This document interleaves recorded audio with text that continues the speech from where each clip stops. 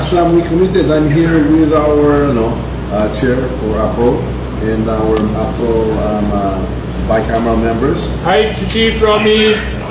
Please kindly convey to the entire AFP, to our men and women in uniform, that as we committed, that the subsistence daily allowance from 150 to 350 has not only been affirmed but has been approved and is being signed right now. We will ratify the bicameral report this afternoon. So please tell that regardless of whatever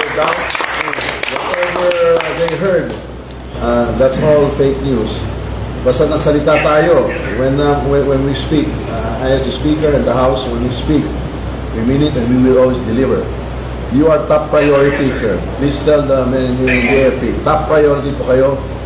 And we are fully committed to support all of you and to keep your morale high and to always take care of you. Please convey that. Thank you. Mabuhay ang AFP. Mabuhay kayo lahat. Okay. I will relate this, sir, to the troops on the ground, and then I will include this in my speech during the AFP. So that is signed here in the BICAM. That will be ratified tonight in the plenary. We will ratify the budget on Wednesday, and the President will sign it into law. That is as good as gold. So I just wanted to allay any fears that there was anything other than what we had committed in some balance to you and to the troops. Mabuhay. Maraming salamat, sir. We look forward to our fellowship on the 13th at Aguinaldo. Oh, yes, sir. Yes, sir. Okay. Mabuhay. Merry Christmas to all. Thank you. Merry Christmas, sir. Thank you. Ito sa mga sundalo, sir. Yes. Thank you. More will be coming. We'll be looking for more ways to support the troops. Assure them.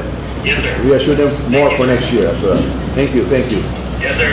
Salamat po. Salamat. Thank you.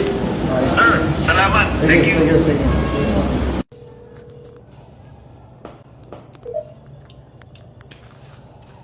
Hi. Yeah. Sir. How are you? Magandang hapon. Okay naman po, sir. Thank you. Thank you, sir. Yeah. Tanggap po kami lahat, yes. We have good news. Kinuto ko sa iyo kanina. We just finished signing the bicameral conference with the senators and congressmen. Pasok yung sinabi ko sa iyo when we meet last week, no, sa Misibis. Opo, sir. Okay, naipasok lahat, additional of 8 billion. Nauna yung 8 billion sa HGAB. Now, naipasok ulit namin another 8 billion. That's 16 billion. So, total yung buong 350 pesos na... So, yeah. Can I take a video of you, sir? Sure. Yes, sir. I can show it to the staff, sir, as the personnel when I talk to them next on the 14th, on Saturday, sir. Thank you. No Yes, sir. problem. Maganda yan malaman ng mga staff na we are taking care as per instruction by our speakers, instruction by the president. Ano yan? Maganda yan na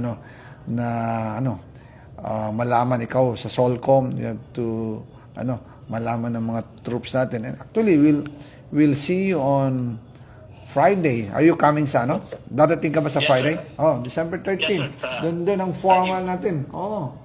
Opo, sir. Sa evening na siguro, sir. Evening. Kung dadating si speaker. Speaker kami ulit na dalawa. So, we'll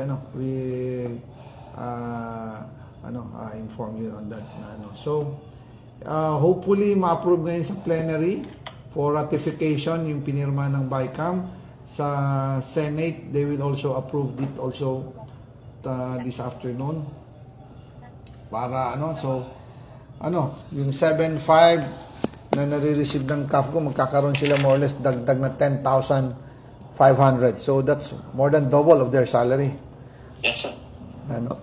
So, please, okay, na-inform din namin kanina si Chief Browner, but I want to inform you mismo diretso kasi tayo nag-usap ng sa Misibis and we announce it that na we'll make sure na an additional of 8 billion on the BICAM. Thank God na we're successful tayo na naipasok natin ito sa kasundaluhan. So please inform our soldiers na natuloy and na then the president will approve the budget more or less December 20. So once approve yan, starting next year, meron ng allocation ng ating mga kasundaluhan ng 350 pesos a day na subsistence allowance. Maraming salamat po, sir. Makakarating po, sir. I'll show the video to all our staff and mga sundalo po dito sa Solcom, sir. Yes. Maraming salamat po, sir. Thank you for your service. Kami here to support the AFP, the milmen in uniform. So, yung mga black propaganda dyan na we are close with the left, hindi totoo yan. No? Gawa-gawa nila yan para lang, alam mo na, yung mga budol-budol dyan. So, anyway, that's it. We're successful and thank God na tuloy to. Yeah. Thank you po, sir. Thank you rin. Sir, do you have, can we request a short Christmas message sa ating mga tao, sir, sa mga personnel natin, ng mga tropa? Oh, yeah, sure. To all our soldiers in the ground, you have a Merry Christmas and Happy New Year. Dahil dito sa subsistence allowance, this would be the legacy of the BBM administration under the leadership of the House Speaker Martin Romualdez. And we appreciate your service to the nation. Lahat na tulong ninyo sa pagdepensa sa ating bansa, sa ating sovereignty, sa ating peace and order.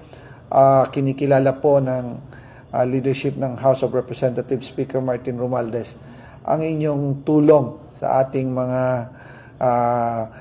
kababayan, sa ating buong bansa. Kaya kami nagpapasalamat and we know matagal na itong badly needed but we just heard it last August kay Chief Browner na kung pwede may pasok. So right there and then hinabol natin to sa HGAB, then now additional of another 8 billion, naging 16 billion. So again, congratulations sa inyong lahat and hopefully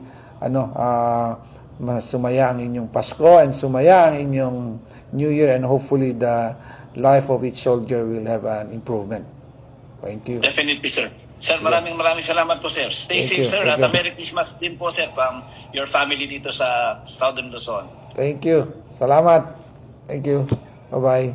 Thank you, sir. Sige. Thank you, sir. See you. Opo, sir. Bye.